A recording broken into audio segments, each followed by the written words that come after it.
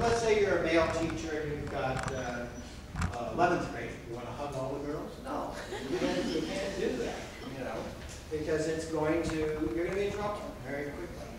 So you could say, when I say don't put your hands on the students, I mean it in an affectionate way, but also I mean it in the corporal punishment way as well.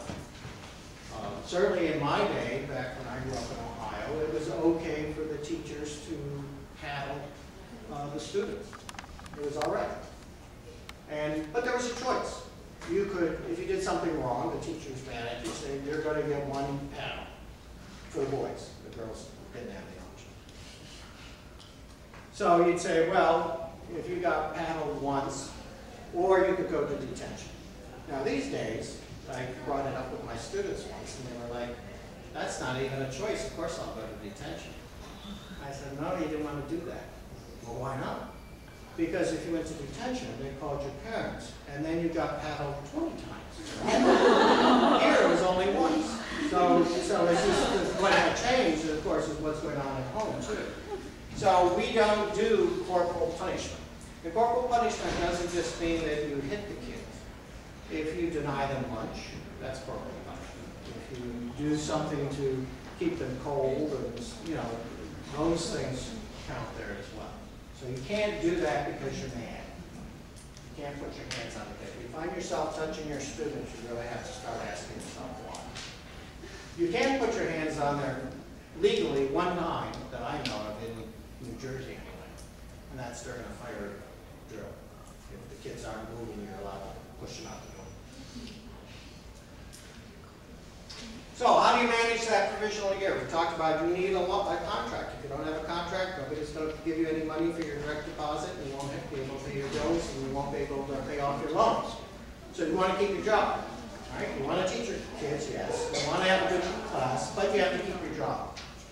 So if you do the alternate route, and the alternate route in my mind means that you didn't go through a traditional training. You didn't learn all about education courses and do student teaching, and then when that's the traditional route. You just know the material, but you didn't take any education courses. In New Jersey, anyway, you have to take some extra instruction. So if you have to do it, do it. If you don't finish it, then you don't get your license. Sometimes administrators are lazy. They're supposed to come in and observe you, but they don't. And then all of a sudden it's April, and ooh, I forgot. And they say, ooh, oh, I forgot to tell you. Here's what I thought about you in November, and here's what I thought about you in January. You can see you're not improving. And here's what I thought about you in March, so we're not going to give you money. You know, you say, oh, that's funny. No, it happens. So if you don't get observed when you're supposed to, then you really should go to the principal and say, wasn't I supposed to get observed in this 10-week period or 20-week period? So that it gets caught on track. And if you have an observation and they say, well, I like what you did here, but I think you could improve there, talk with them. Oh, really? I've had some problems with that. Do you have some other suggestions that I can do? Dialogue back and forth. If you have a mentor, you have to pay for them. That's your job. And work for a positive experience. Even if you don't get renewed. And let me explain this. If you're a brand new teacher and you are in your provisional year, maybe the district you're in, they don't want you to come back the second year.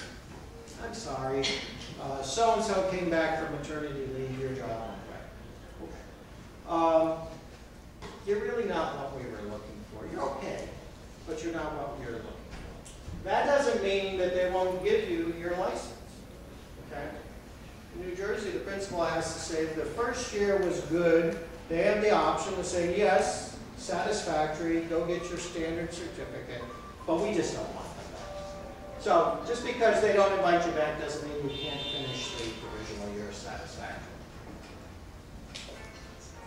What don't do? Don't complain about your mentor. That mentor never helps me with anything. Blah, blah, blah, blah.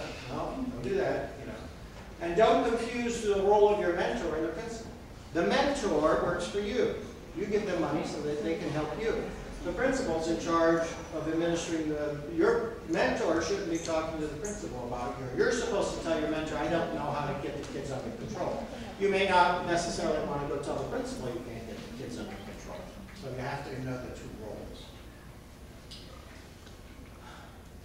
I know you like to be humble. We're not supposed to be proud of ourselves. But if you're judging whether you're a good teacher or not, don't say, no, I'm terrible. I'm really not. No. But maybe you are. So just be honest with yourself. Nobody's going to play that game with you. Oh, well, you really don't think